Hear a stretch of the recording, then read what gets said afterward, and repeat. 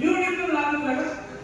ఈ షర్ట్ ఎంత అందంగా ఉందో ఈ పెరియాడు కూడా ఉంది. ఆ పెరియాడు కూడా అంత నల్లగా అందంగా. అయితే కేక్ కట్ చేయాలి.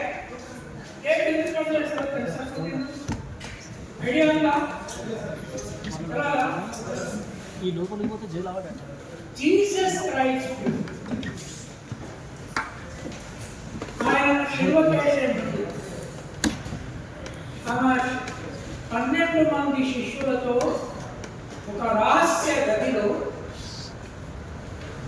లాస్ట్ సప్పర్ అంటే తెలుసు కదా, ఆఖరి డిన్నర్, లాస్ట్ సప్పర్ చేసినప్పుడు అంటే ఆయన చంపేస్తారని ఆయన ఐడియా ఉంది. మెసేజెస్ ఉన్నాయి, తను అండర్స్టాండ్ చేసుకోగలరు. అప్పుడు ఏం చేశాడంటే బ్రెడ్ అందరి ముందు పెట్టారు. జీసస్ ముందు బ్రెడ్ పెట్టారు.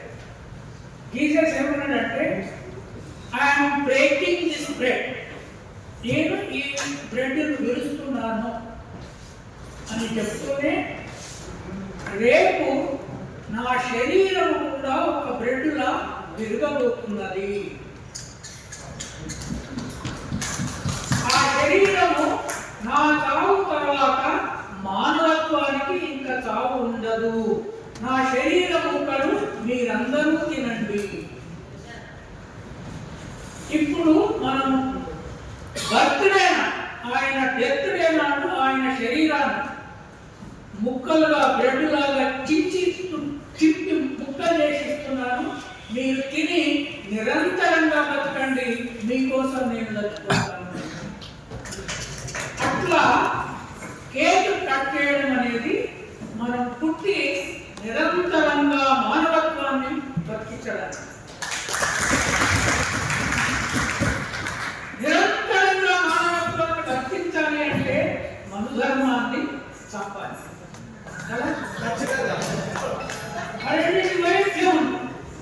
కనుక 145 ఏళ్ళ పెరియార్ జయంతి, 42 ఏళ్ళ శరత్ జయంతి.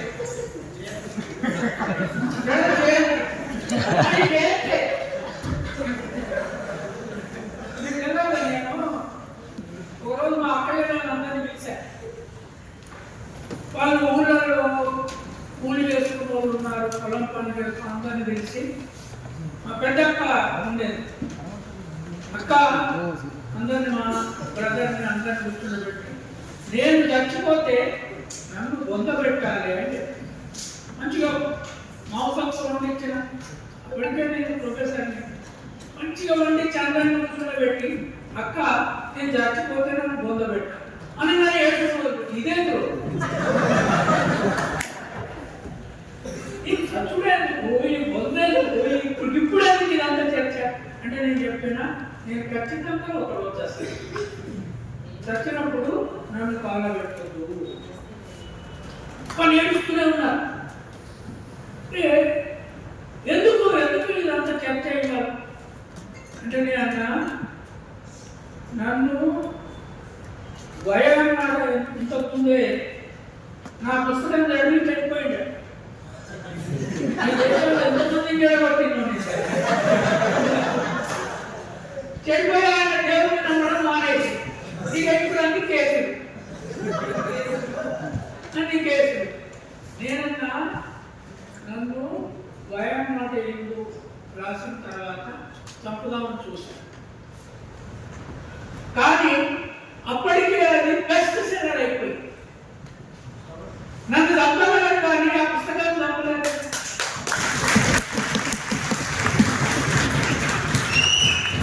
కనుక ఏం చేయలేమన్నారు, ఒక పిక్చర్ పుట్టిండు తెలంగాణలో. ఎవరికి రాని ఇంగ్లీష్ వీకెండ్ వచ్చింది రోజు నాకు ఫోన్ చేశాడు, అడే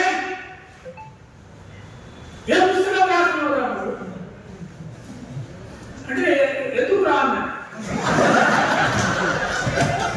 అంటే, నేను కొంత ఇంగ్లీష్ వచ్చా, ఆ పుస్తకం ఇంగ్లీష్లో రాసు, ఇంగ్లీష్ వచ్చా అంటే, మీరు గొప్ప పుస్తకం ఏదో చెప్పురా అన్న, నువ్వు నమ్మే గొప్ప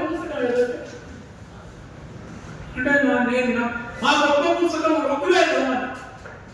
ఓహో అయితే ఎవరు రాసిండ్రా? ఏమని రాస్తున్నావు? బ్రహ్మ రాసిందని తెలవదా? అదే వయనాడు ఇంట్లో ఎవరు రాసిందో తెలుసా? నాకు ఇంగ్లీష్ రాదని తెలుసు కదా.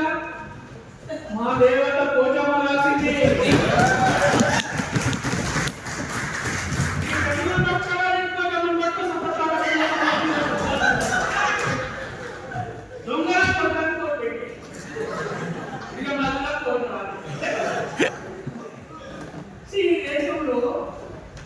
ఎందుకు పెరియాలు? నేను ఉపన్యాసం కాగానే ఈయన బ్రెడ్ కట్ చేయాలి, మనకి ఇంకా ముక్కలు పెట్టాలి, మానవత్వం బతికించాలి. అది కేక్, అది కట్ చేయకపోతా. నలుపు ఎందుకు పెరియాలు చూస్ చేసుకుంటాం? నల్ల రంగే. నీకు తెలుసు, చిన్నప్పుడు మీ ఇళ్ళలో ఒకసారి వెనక్కి వెళ్ళి చూడండి. ఇప్పటి మన కుటుంబాలు నేను ఎక్కడ చెప్పలేదు కానీ ఈ చాలా నల్ల బ్యూటిఫుల్ అమ్మాయి ఉదాహరణను పెళ్లి చేసుకున్నాం అనుకుని మాట్లాడుకున్నాం. కానీ అమ్మాయి అంటే నువ్వు అందంగా లేవా?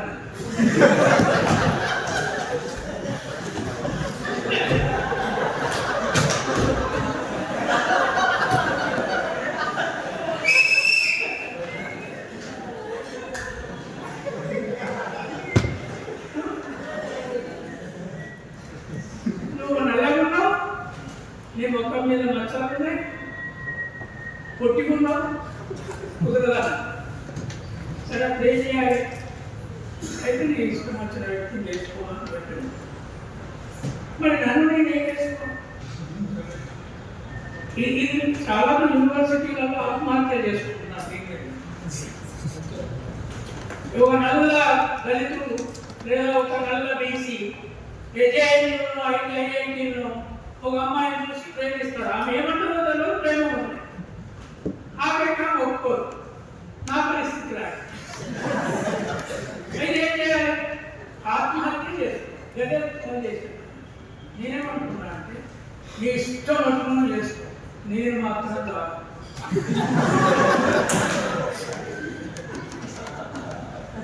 నేను అందంగా లేదు, బర్యాకార రూపం, నా బ్యూటిఫుల్ బ్లాక్ రూపాన్ని నేను అనుకుంటే నేను అందంగా లేనన్నా కదా, దాన్ని ప్రపంచంలో నీరాకే అందంగా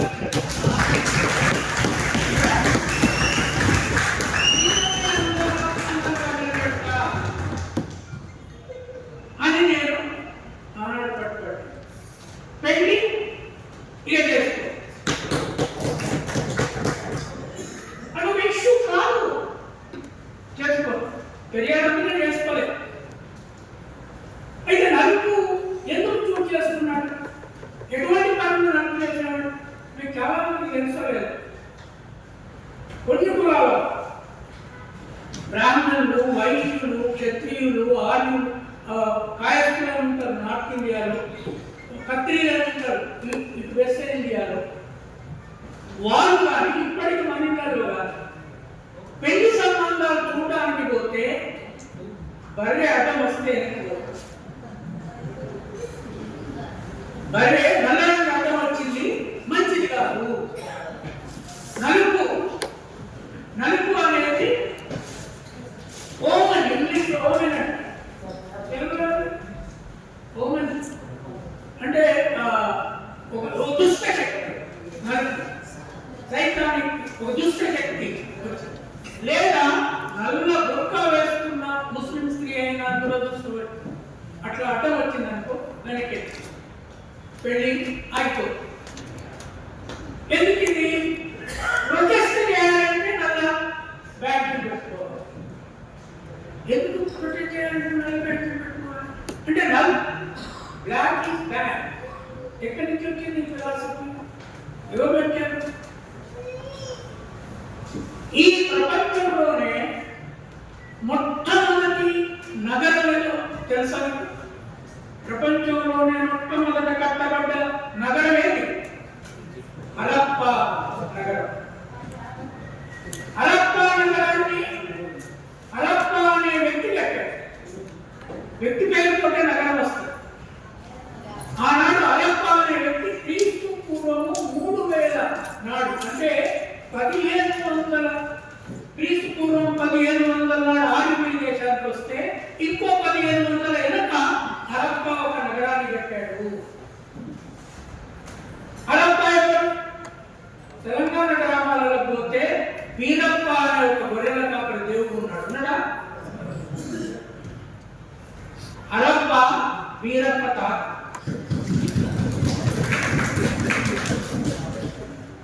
ఏ రంగు హరప్పని? అబ్సల్యూట్లీ ఆఫ్రికన్ నల్ల రంగు. భారతీయులంతా ఇండో ఆఫ్రికన్స్. ఆఫ్రికన్సే ఫస్ట్ మైగ్రెంట్స్ ప్రపంచంలో. ఈ ఆరు రాకముందు భారతదేశం మొత్తం ద్రవిడ దేశము.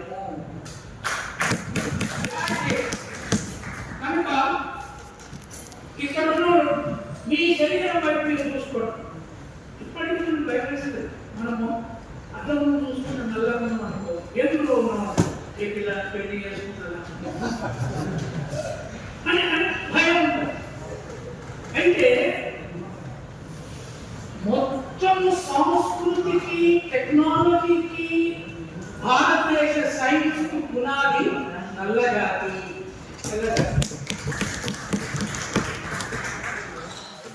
ఉత్పత్తికి పునాది దేశంలో ఏంటి? మొట్టమొదటి పుస్తకాలు ఉత్పత్తి చేసిన, వేదాలు ఉత్పత్తి చేసిన, ఉత్పత్తికి పునాది నాగరి.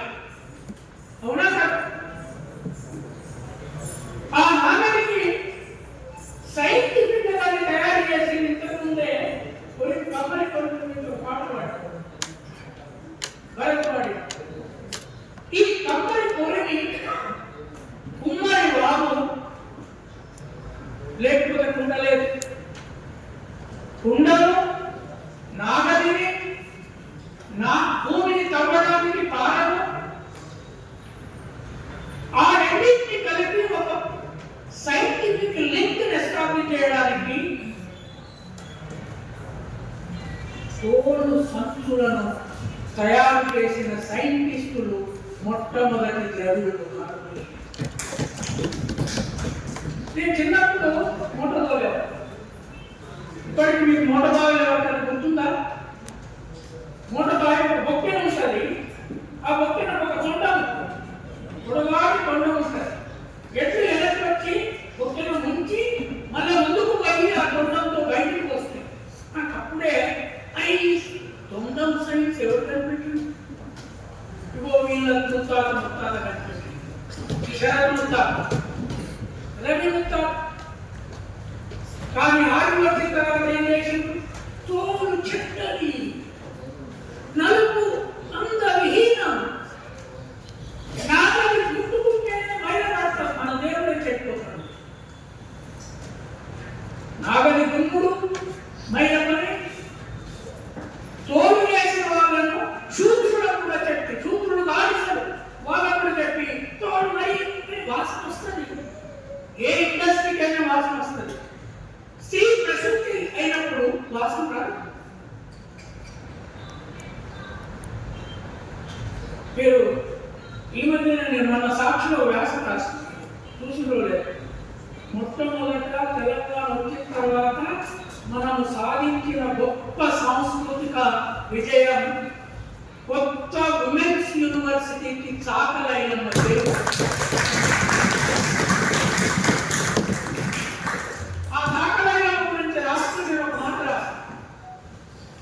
ఏ చాకలి స్త్రీ అయితే ఒక మంత్రసానిగా అగ్రకుల స్త్రీలకు నొప్పులు రాకుండా పిల్లలు కనిపిస్తుందో, ఆ పిల్ల ఒడ్డు వస్తుందో, ఆ బాలింతనే ఆ పిల్లలు పుట్టించిన తర్వాత ఈ శాఖలను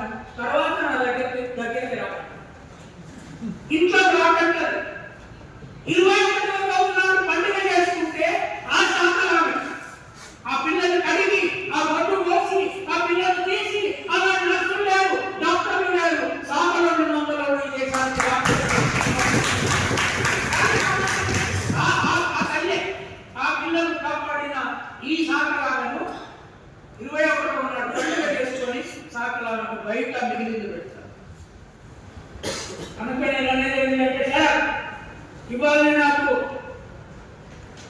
తెలంగాణ గవర్నమెంట్ నుంచి ఒక ఇన్ఫర్మేషన్ వచ్చింది. సాకల ఐలమ్మ పేరుతో వీర నారి ఐలమ్మ యూనివర్సిటీ జీవో ఇవాళ బయటకు వస్తుంది. ఆ జీవో కోడి యూనివర్సిటీ బోర్డు పెట్టిన కేసీఆర్ మరి ఏం పేరు పెడదాం అనుకున్నాడో కానీ ఇప్పుడైతే పనికిరాని పేరు పెట్టాడు. దాన్ని ఏ పేరు పెట్టింది? తెలంగాణ మహిళా విశ్వవిద్యాలయము. ఆ డిగ్రీ పట్టుకొని పోతే విశ్వవిద్యాలయం అంటే ప్రపంచంలో ఎవరికి అర్థం కాదు. అంటే ఒక ఫామ్ హౌస్ అన్నా అర్థమవుతుంది, వాళ్ళ ఫామ్ హౌస్ ఉన్నది. అంటే నీ హౌస్ పేరు ఫామ్ హౌస్ పెట్టుకుంటావు, యూనివర్సిటీ పేరు తెలుగులో పెట్టావు, ఎవరికి అర్థం కాదు. అందుకని నేను సెక్రటరీ చెప్పిన దాని పేరు కంప్లీట్ గా ఇంగ్లీష్ లో ఉండాలి. అది బోర్డు రాస్తున్నాడు. 1000 మందిని విమలను ఒకటి లీడ్ చేసి సాకల ఐలమ్మ బోర్డు యూనివర్సిటీకి ఎక్కినాడు. పెద్ద సెలబ్రేషన్ చేశాడు.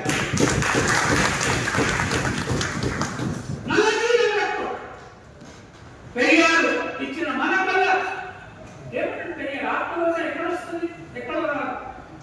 అంతకు పుట్టినప్పుడు 6 నెలలకి అమ్మకాలు అయితే చచ్చిపోయాడు, ముఖం నిండా మంచారు. చచ్చిపోయాడు. చదువుకున్నాక ఇదే యూనివర్సిటీలో ఒకే బీసీ గారికి పొలిటికల్ సైన్స్ ఫస్ట్ క్లాస్ వచ్చింది. వాడు డెఫినెట్ గా యూనివర్సిటీలో ప్రొఫెసర్ అవుతాడని తెలిసినప్పుడు కూడా అమ్మాయి అందంగా లేదంటే ఎందుకు బతుకు?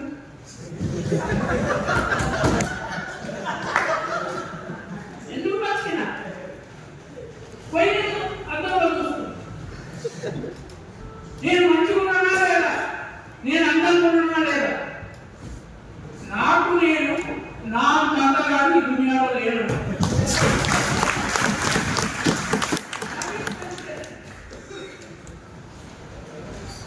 సెల్ఫ్ రెస్పెక్ట్ అంటే నువ్వు నల్లంగా ఉంటే నాకు ఎట్లా, నాకు పెళ్ళి అవుతుందా, నాకు తెల్ల వైపు కావాలి.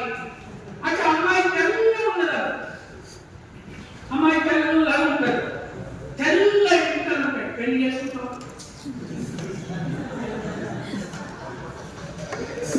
ఇక్కడ నలుపే అప్వర్డ్ అన్నప్పుడు,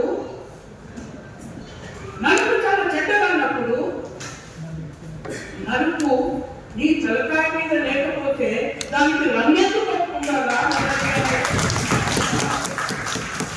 నీ తలకాయ మీద నలుపు అందం, నీ శరీరం మీద నలుపు అగ్లీనా? ఈ ఫిలాసఫీ ఆర్కిటెక్ట్ ఇచ్చిండు.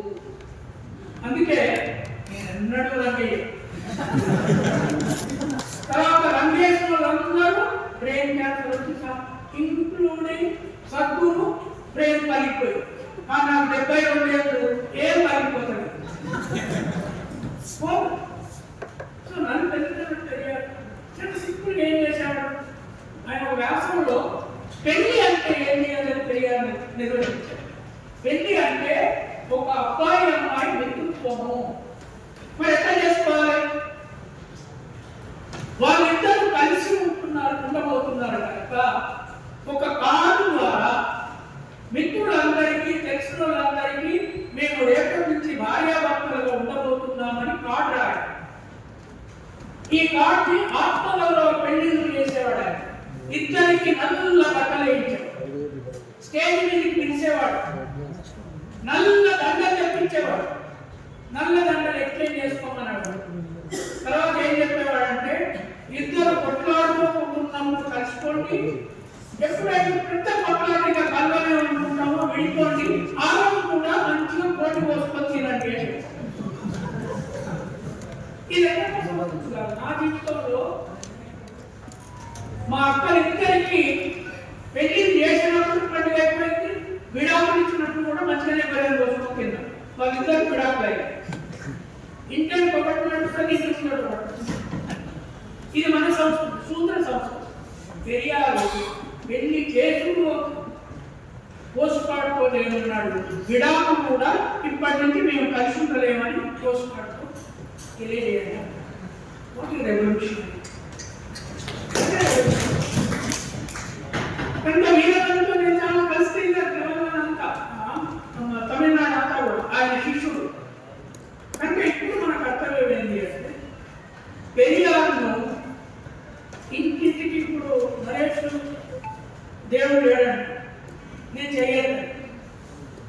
ఎందుకంటే ఇప్పుడు మనం పెరియాలను దేవుడిని చేయాలి, ఊరు కూడా నిలబెట్టాలి, అవసరమైతే గుడి కట్టాలి. గుడి ఎందుకు కట్టాలి కాబట్టి మేము ఉన్నది ఎక్కడ సావిత్రి వారికి గుళ్ళు కట్టాడండి, మొత్తం పూలేకి గుళ్ళు కట్టాడు, అంబేద్కర్ గుళ్ళు కట్టాడు. ఒక గుడి కట్టాడంటే 5 ఎకరాలను ఆక్రమించవచ్చు.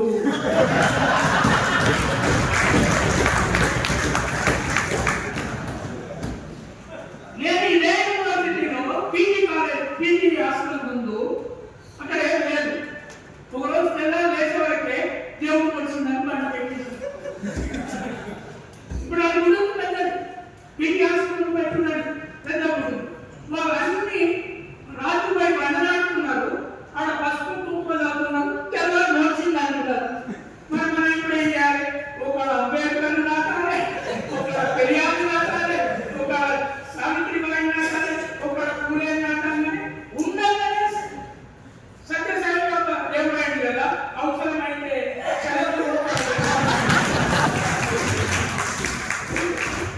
ఉండు సత్సంపడే సంబంధం లేదు, దేవుడు కావాలి. మనమైతే ఆక్రమించొద్దు అనే మీరు దేవుడు మరి అక్కడ ఏం ప్రార్థన చేయాలి?